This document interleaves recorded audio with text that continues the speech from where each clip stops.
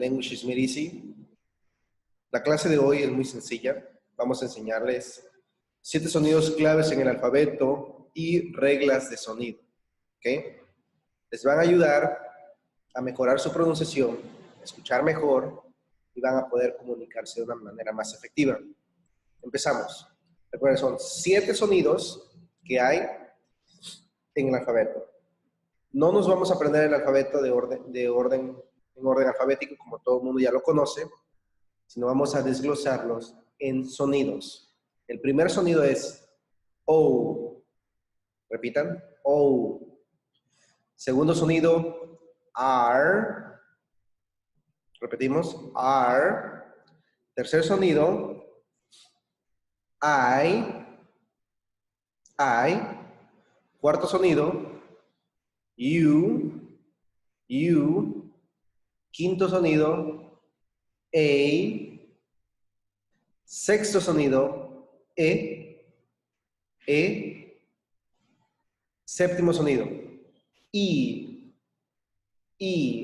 Son solamente sonidos. Ahora vamos a poner las letras correspondientes en el sonido. Primer sonido.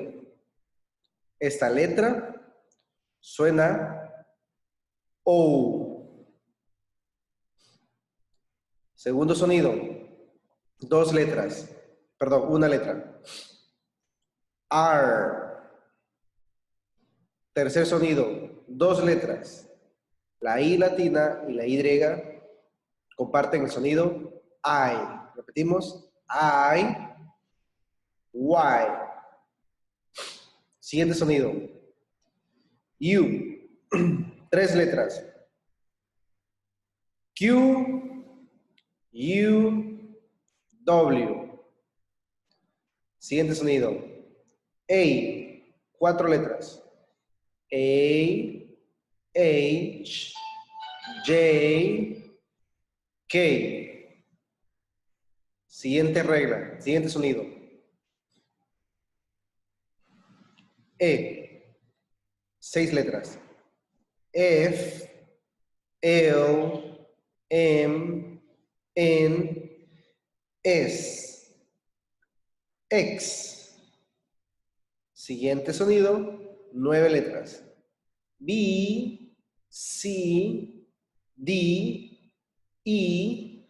G. P. T.